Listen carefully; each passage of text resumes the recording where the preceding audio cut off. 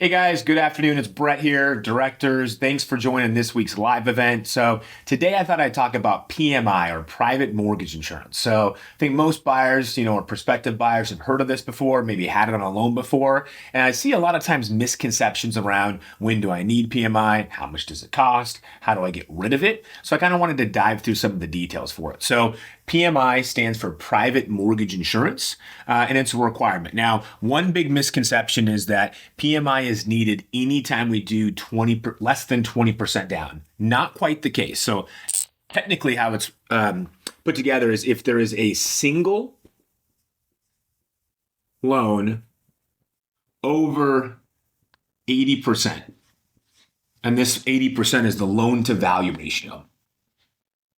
So in many cases, if we do less than 20% down, we will have a single loan over 80%, therefore PMI. So I think that's where it is.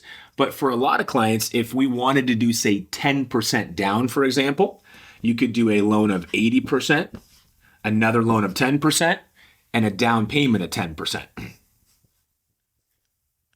So I just like to always make that distinction that technically the rule states that if there is a single loan over 80% of the value of the home, mortgage insurance is required. So that's the basic guides. Now, kind of the reasoning behind it, guys, is it's protection for the bank, the ultimate lender, the final servicer, is to say, okay, if there's one single loan over 80%, that may be deemed more risky. So that's the reason behind it for us.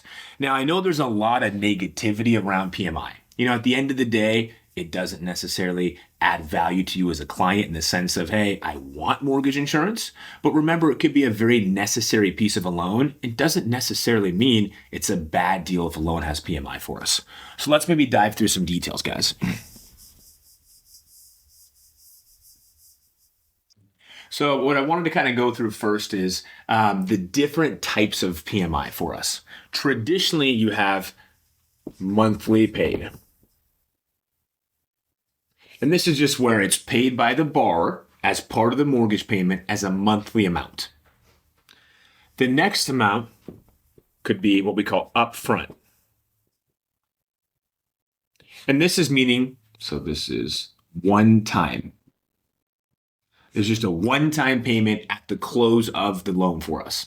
Now, this is, of course, a lot bigger single one-time payment, but this can be paid for by the lender, seller, or buyer.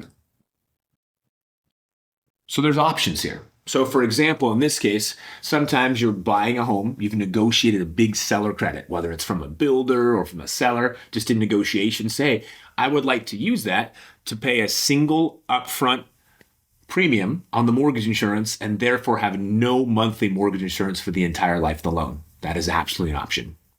Other times, when a lender is offering a credit. Now, how that comes to about is you take a higher rate. So if rates were at 7% and you wanted to take 7.25 as an option, that may give credit back that you could use for things such as buying out the PMI. Now, I would say these options are less frequent. Typically it's the monthly premium, but just to give you an idea of how that works. Now, the final option is called split. And it's kind of a combination where you have some upfront.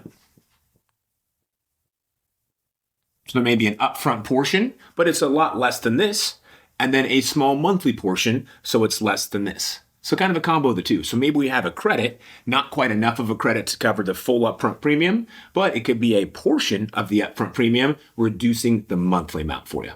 So there's some creativity around it. So I think it's nice to know that there's these. Honestly, most of the times if you apply for a mortgage and PMI was part of the equation, you're probably just getting quoted the monthly, which is probably not a terrible thing, but I think it's good for clients to know there are multiple options as well. So that's kind of the three different versions of how mortgage insurance can be broken down for us. Now, within these, I think it's important for clients to know what makes up the cost of mortgage insurance for us. Similar to a loan, there's a few factors. Loan to value ratio, credit score, and the debt to income ratio. These are the main factors for conventional mortgage insurance that are priced in. Now, again, as you guys notice, these are all what we would call risk-based pricing. If a client's loan to value ratio is higher, for example, we're doing a single 95% loan or 97% loan versus a single 85% loan or 88% loan. There's a difference in risk there based on the loan to value. Credit score. If a client has a really high credit score versus a lower one, difference in risk. And then finally, debt to income ratio. If a client's qualifying is a lot tighter, a little bit different in risk than if it's less. Now, mortgage insurance, guys, I always like to tell you too, it's not lender specific for us. So it's not like we have director's mortgage insurance.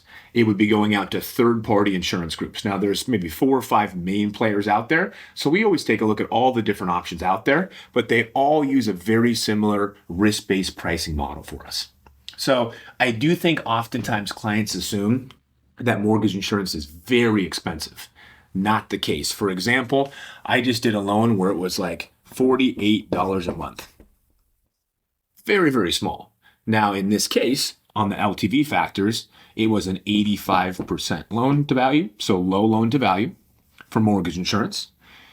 It was a 775 credit score and about a 40% DTI. So you can see, guys, there's a lot of times, again, where clients say, I really don't want to do mortgage insurance. I have to find more money for down payment. And if we can, I appreciate it. But if it's stretching you to a really uncomfortable position financially, in this case, $48 a month is not a big deal at all, especially if it's short-lived. Mortgage insurance does not have to be the life of the loan on a conventional mortgage. So that's one example. Now, on the extreme opposite, let's say we have a client that's doing 97% loan, so only 3% down. They had a 680 credit score and a 49% DTI. That factor could be significantly higher. This could be, again, depending on the loan size, $400 or so a month.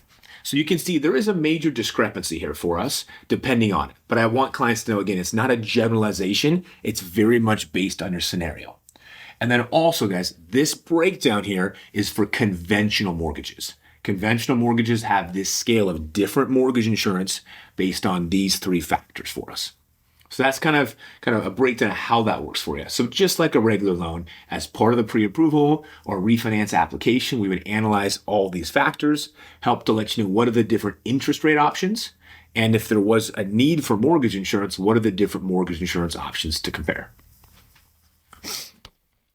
Now, next for us, guys, we have government loans like FHA and VA. Now, VA, 0 PMI no matter what, one of the perks of VA. FHA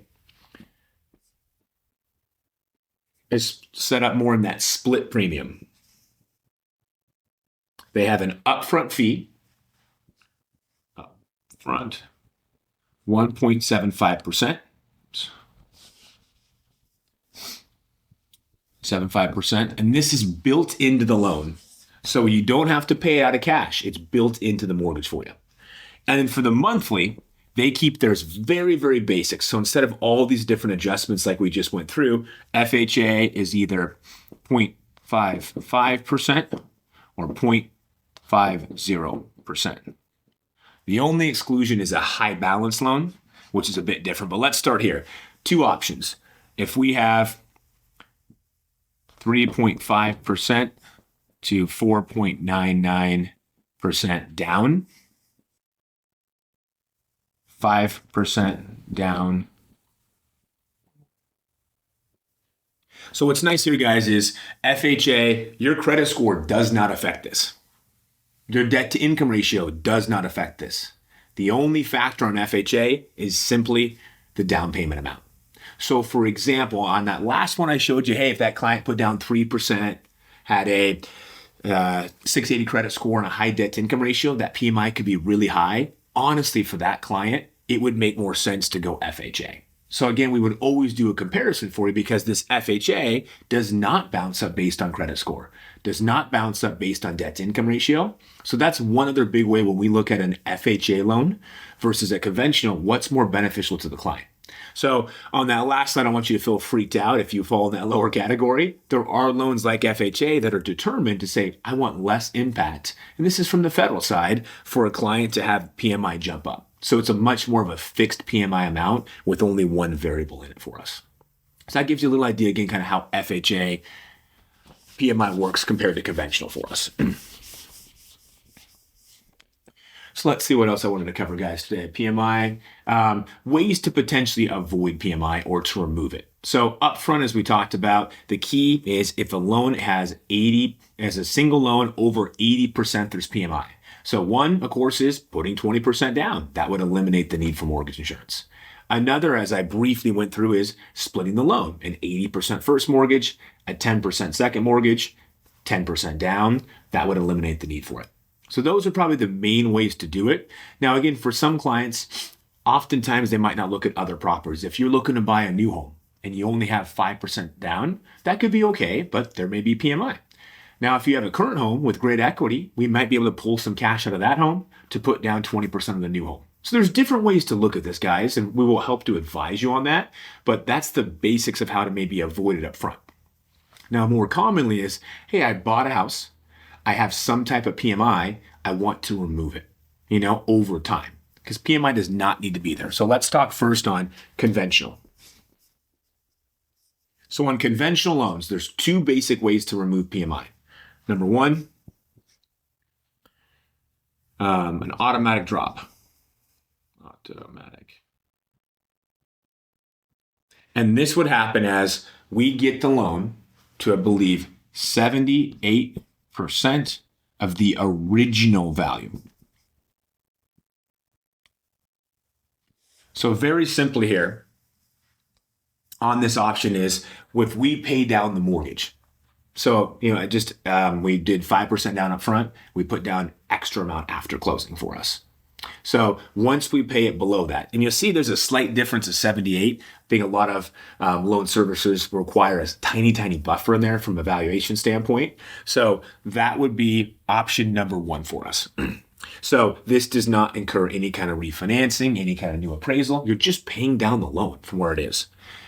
Option number two for us, petitioning to remove PMI.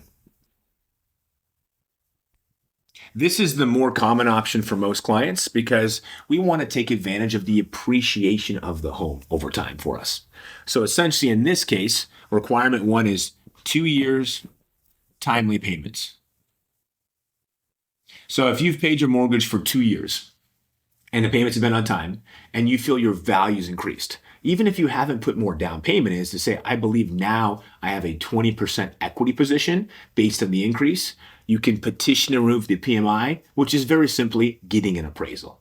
So now, hey, we order an appraisal, and this is through the loan servicer. The new appraisal shows 20% plus in equity, and that PMI would be removed. So I have a lot of clients that maybe right after 2 years, the market's moved up enough, they drop it, or maybe 3 years. So remember, PMI does not have to be over the life of the loan by any means. It could be quick. So a couple different options. Again, most clients target, hey, I want to take advantage of the equity gain that my house is appreciated. And therefore, at this time with the new value and the current loan balance, if I have a 20% equity position, that could be removed for you. So that's a conventional mortgage. The last one, guys, I talked to is about FHA loans. So FHA. They've gone back and forth over the years of how they changed it. As we currently stand, if it's an FHA 30-year fixed, the PMI is set for the life of the loan. So the option here is, again, we don't want our clients to have PMI for 30 years. Very simply, as a client gains equity in their property, we would help them at a certain point in the future refinance out of FHA into a conventional, showing 20% equity, removing the PMI for us. So this option is different. It does involve a refinance. But again, I have many, many clients where we're looking at 2 years down the road, 3 years down the road, helping them into a position. So we would always help strategize with that for you. If you need PMI up front, no problem. It's necessary in a lot of cases. What's the plan to get it off for you? So I think, guys, the last quick thing I will say on this again, you're going to see a ton of negativity out there of how PMI is a bad thing. And I appreciate nobody ever wants to pay extra on it. But if we look at the marketplace, especially where we are locally, values increase very fast here, which is awesome as an owner. I have seen a lot of clients, unfortunately, be in a position to buy and go, well, I really, really want to wait to save until I got 20% down. I love the mindset. The tough part is if that takes you an extra 2 years to save up 20% down, or even 1 year, how much more might those houses cost? If you would have bought earlier and say you paid even $200 of PMI, in a year that's $2,400. If that house price went up 10 grand or 50 grand or whatever it may be, you're losing a lot of money that way. So I guess let's always help analyze, look at a deal overall. But if I pay a little bit of PMI for 1 or 2 years and it lets me buy sooner at a better price, it's still a much bigger savings. So I just don't want that to get in your way of ever buying. So ultimately, guys, thanks for the time today. Always feel free to reach out and we're happy to run these scenarios for you.